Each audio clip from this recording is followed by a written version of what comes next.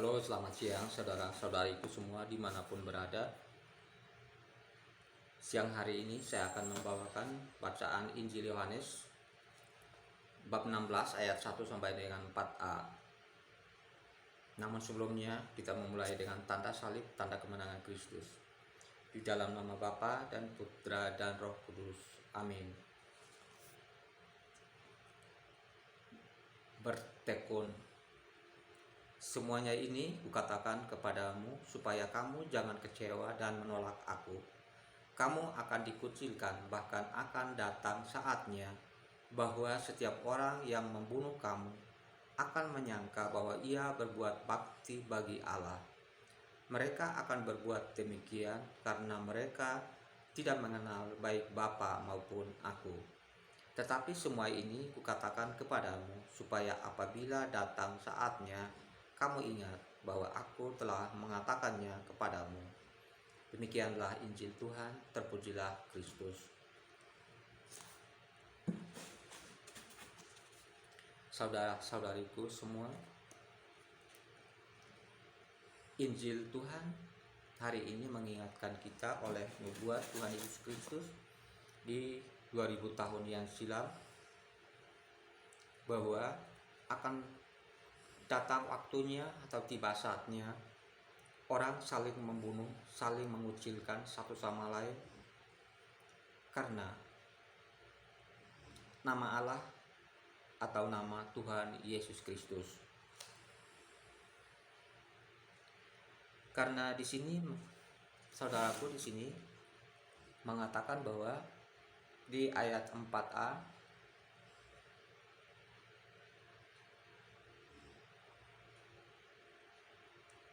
di sini mengatakan bahwa mereka berbuat demikian karena mereka tidak mengenal baik Bapa maupun aku. Yesus mengatakan demikian karena Bapa dan Yesus Kristus adalah satu. Kesatuan yang tidak bisa dipisahkan tapi bisa berperang dalam berbagai cara. Bisa hadir dalam berbagai cara di setiap waktu dimanapun berada. Dan saudaraku, nubuatan tersebut sudah terjadi setelah 2000 tahun bahkan sampai saat ini. Ada berbagai organisasi yang menganggap dirinya bahwa merekalah yang layak bagi Allah. Merekalah yang berkenan di hadapan Allah. Tetapi kepercayaan yang lain tidak berkenan kepada Allah. Padahal Allah itu Esa. Dan Allah itu hanya satu. Allah itu adalah roh. Ada berbagai macam roh di dalam dunia ini, yaitu roh kegelapan. Roh kegelapan itu banyak macam. Kadang menjanjikan sesuatu kepada setiap umat manusia yang menggiurkan. Tetapi adalah roh itu adalah roh penipu, roh pendusta yang hanya akan memanfaatkan ciptaan Allah, manusia yang diciptakan menurut gambar dan rupa Allah itu. Tetapi kita harus benar-benar mengenal Allah yang benar itu dan kita menyembah Dia dalam roh dan kebenaran. Yaitu Dia adalah Allah di dalam nama Tuhan Yesus Kristus. Saudara-saudariku semua, kelompok ini menganggap dirinya lebih layak bagi Allah. Dia melihat orang lain, walaupun mereka berbakti kepada Allah, menyembah Allah, tapi mereka menganggap bahwa mereka tidak layak bagi Allah. Mereka akan memasuki neraka yang kekal. dan hanya merekalah yang masuk ke dalam surga, mereka yang menganggap dirinya benar di hadapan Allah ini. Saudariku semua, sepatutnya kita tidak saling menghakimi, saling menyalahkan, bahkan saling membunuh, karena perbuatan demikian berasal dari si jahat yang tidak mengenal kasih. Saudara-saudariku semua, bagaimana mungkin kalau kita sungguh mengenal Allah dan kita menganggap diri kita lebih layak bagi Allah,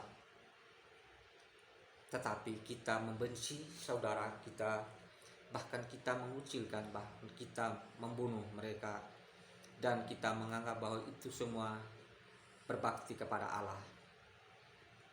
Saudara-saudariku semua, buka akal budi pikiran kita, karena Allah itu adalah kasih.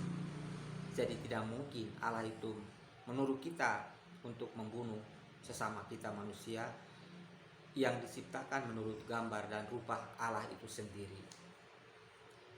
Dengan demikian, saudaraku semua, marilah kita saling mendoakan, saling merangkul, saling mengingatkan bila kita sendiri atau sesama kita jatuh ke dalam dosa. Kita meminta kepada Allah untuk memperbaiki kita, kehidupan kita, untuk kembali kepada Dia. Memang kita manusia, tidak ada yang sempurna dan banyak semua orang melakukan dosa. Tapi mari bangkit kembali, meninggalkan dosa-dosa kita yang lama, dan kembali kepada jalan kebenaran dan hidup di dalam Tuhan Yesus Kristus. Tuhan Yesus Kristus berpesan bahwa tidak ada seorang pun yang datang kepada Bapa atau ke dalam surga jikalau ia tidak melalui aku. Karena Tuhan Yesus sendiri adalah jalan yang lurus itu. Bahkan di dalam Injil tercatat bahwa sekaligus Dia adalah jalan dan kebenaran dan hidup. Tidak ada seorang pun yang datang kepada Bapa kalau tidak melalui Dia. Saudara-saudariku semua, dan kita boleh mempunyai pandangan yang cerah supaya kita meninggalkan ajaran-ajaran yang demikian. Dan ini saya sampaikan, saya tujukan bukan kepada hanya satu organisasi, tetapi kepada semua organisasi yang ada di dalam dunia ini, yang kadangkala menganggap dirinya yang paling layak di hadapan Allah. Namun sebetulnya dia belum ada bukti bahwa dia adalah yang paling benar di hadapan Allah. Tetapi Tuhan Yesus Kristus sendiri telah membuktikan bahwa Dia tidak pernah melakukan dosa, dan Dia adalah firman Allah sendiri yang turun dan meminjamkan rahimnya Bunda Maria yang telah dipilih oleh Allah, supaya Dia layak dan benar-benar menjadi manusia yang serupa dengan kita, supaya apa yang nanti Dia lakukan, apa yang nanti Dia ajarkan, supaya kita boleh memahami, mengerti maksud dan tujuannya. Dan itu semua Dia telah melakukannya, dan kita telah melihat kemuliaannya. Tuhanlah yang sanggup melakukan segala sesuatu, dan Yesus Kristus pun sanggup melakukan segala sesuatu karena Dia adalah firman yang hidup. Jadi Dia membuktikan kepada kita dengan berbagai cara, yaitu dengan Dia mengubah air menjadi anggur yang asli dari awal sampai terakhir, yang dicicipi oleh undangan pesta, dan dia pun berjalan di atas air. Dia memerintahkan air supaya dia takluk kepada dia, supaya dia boleh berjalan di atas air. Bahkan dia pun menghardik badai yang mengamuk karena badai itu takluk dan tunduk kepadanya dengan tenang karena dialah yang menciptakannya. Yesus Kristuslah yang menciptakannya karena dia adalah Allah itu sendiri. Bahkan Lazarus yang meninggal 4 hari pun dia sanggup membangkitkannya dari kematiannya. Itu semua semata-mata untuk menunjukkan kepada kita umat manusia supaya kita benar-benar mengenal dan tahu bahwa Mesias yang akan datang itu adalah seorang putra yang hadir di dalam keluarga Maria dan Yusuf. Dia membuktikan segala keajaibannya itu supaya meyakinkan hati kita semua, supaya kita tidak menunggu Mesias yang lain dan kita tidak menolak dia, tetapi kita percaya kepada dia. Dia pun mengatakan bahwa pada murid-muridnya, terutama kepada Nikodemus yang menanyakan, tunjukkanlah Bapa itu kepada kami. Dan Yesus Kristus menjawabnya, Nikodemus, Nikodemus, sudah lama engkau bersama-sama dengan aku, lalu engkau belum mengenal aku, dan bagaimana engkau mengatakan bahwa tunjukkanlah Bapa itu kepada kami?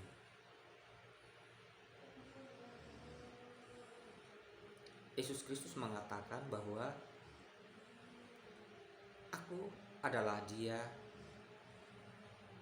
dan aku dan Bapa adalah satu. Siapa yang telah melihat aku, dia telah melihat Bapa. Sekali lagi, karena Yesus Kristus dan Bapa adalah satu.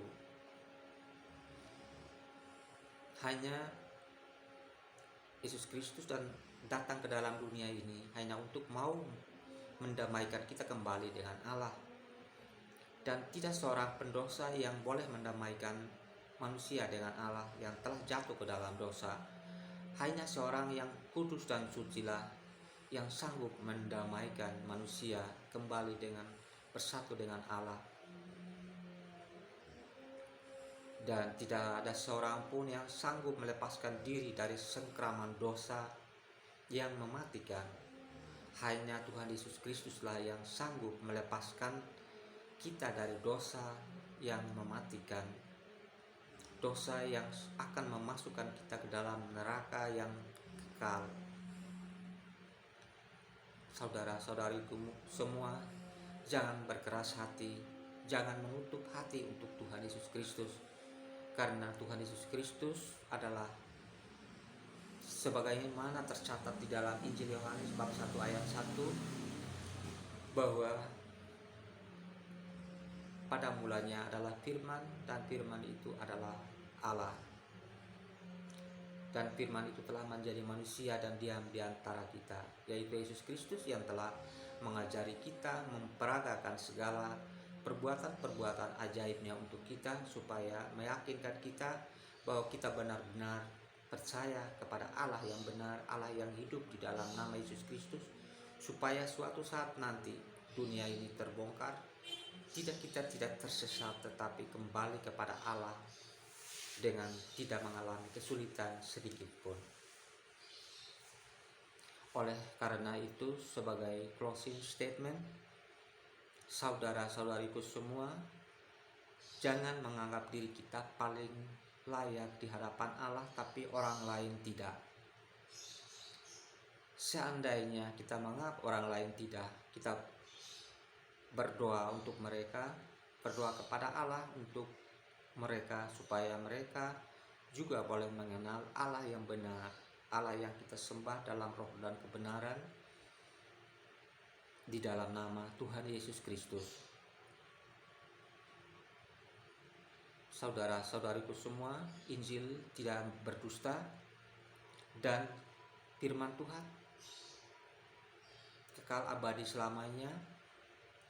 Sebagaimana Tuhan Yesus Kristus sendiri bersabda bahwa Akulah jalan dan kebenaran dan hidup. Tidak ada seorang pun yang datang kepada Bapa atau ke dalam surga tanpa melalui Tuhan Yesus Kristus. Dengan demikian, saudara-saudariku semua, berpikirlah kembali untuk mengenal Allah yang hadir dalam Tuhan Yesus Kristus, yaitu Sang Juru Selamat umat manusia dari dosa.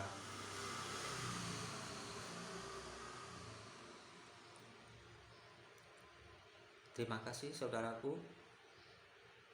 Saya yakin jikalau ada yang membacanya dan mendengarkan pencerahan di siang hari ini, sanggup mengubah hati, akal pikiran, dan membawa pulang kembali ke jalan yang benar di dalam nama Tuhan Yesus Kristus, kepada Allah yang benar, supaya tidak takut mati.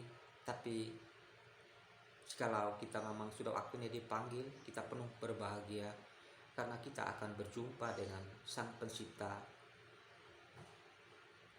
Allah yang esa di dalam kerajaannya yang kudus, kerajaannya yang kekal itu. Terima kasih saudaraku semua.